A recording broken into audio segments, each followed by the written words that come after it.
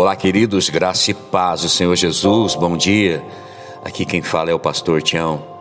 Eu quero compartilhar uma palavra que o Senhor colocou ao meu coração nessa manhã. Eu quero transmitir ao seu.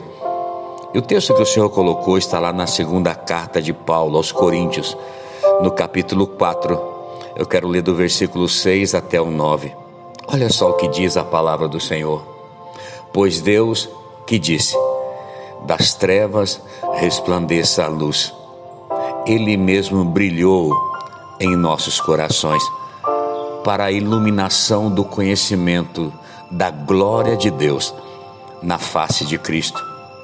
Mas temos esse tesouro em vasos de barro para mostrar que esse poder que a tudo excede provém de Deus e não de nós.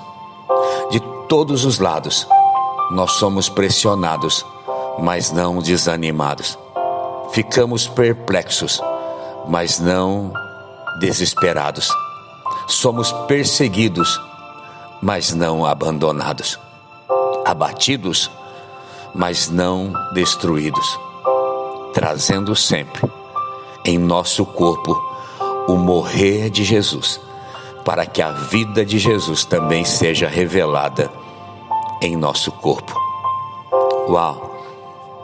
O que Paulo está dizendo é que o Senhor, Ele nos transportou das trevas para a maravilhosa luz.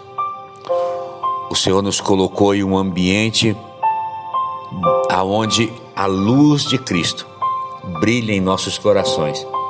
E essa luz, ela tem um propósito, não só iluminar a nossa vida, mas trazer clareza e compreensão de tudo aquilo que estamos vivendo e que tudo aquilo que nós estamos vivendo ou passando tem uma permissão de Deus e tem um propósito do Senhor. Tudo aquilo que nós estamos vivendo e passando tem um Deus que está no controle de todas as coisas.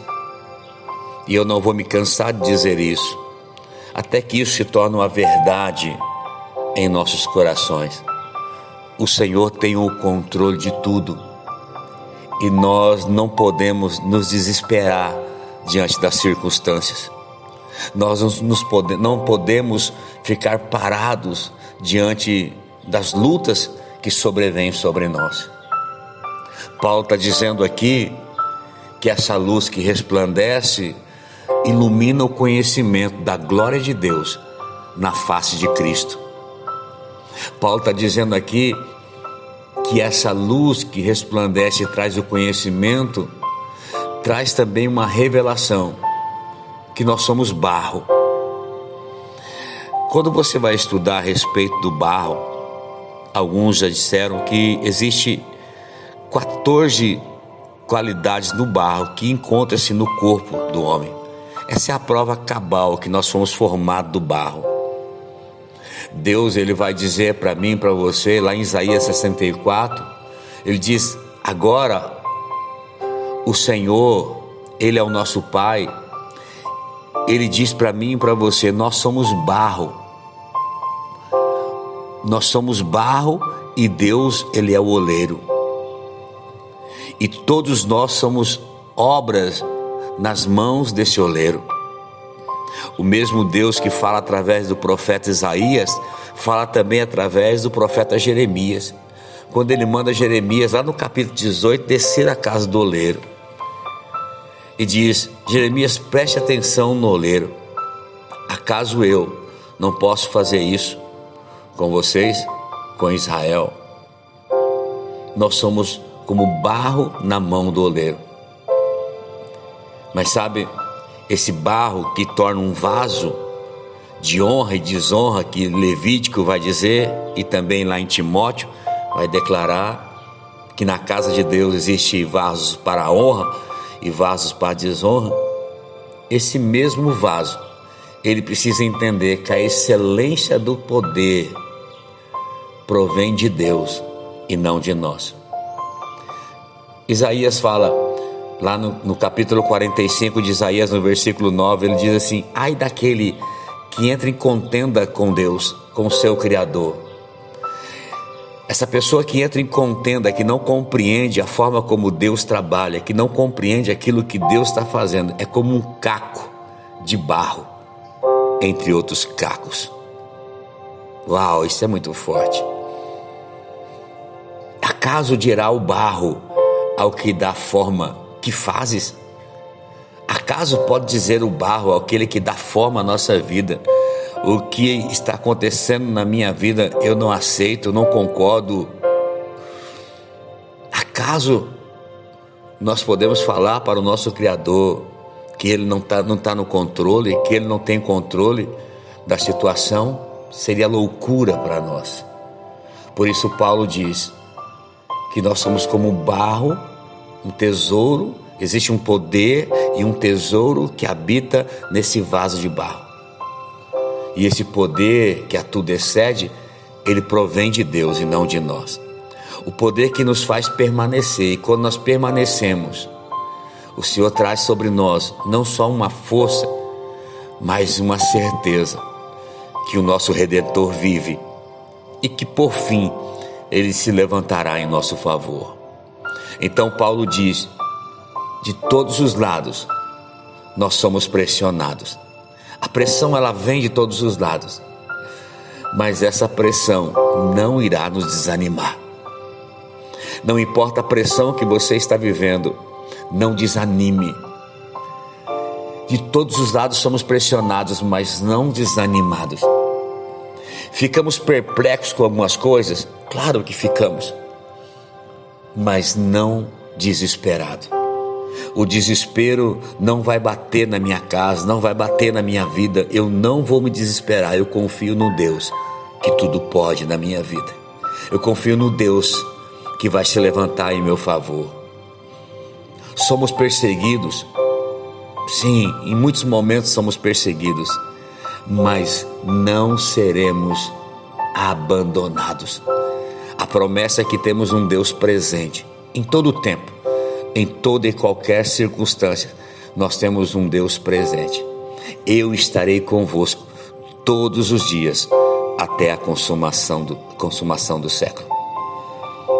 Abatidos, mas não destruídos.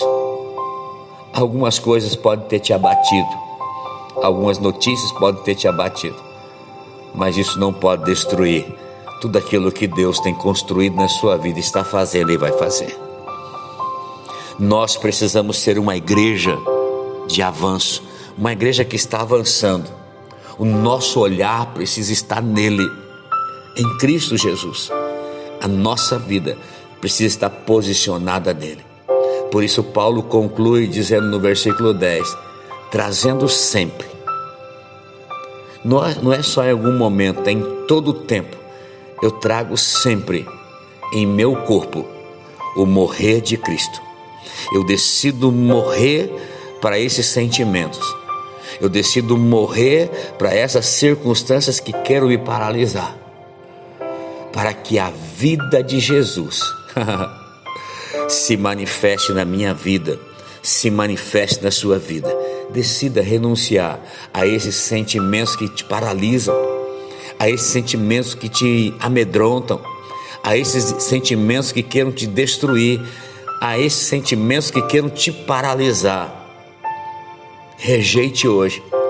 Tome a morte de Cristo. Cristo já morreu na cruz por todos esses sentimentos. Cristo já morreu na cruz por tudo isso que queira paralisar a minha e a sua vida. Paulo está dizendo: eu trago no meu corpo o morrer de Cristo, para que a vida de Jesus também seja revelada em nosso corpo.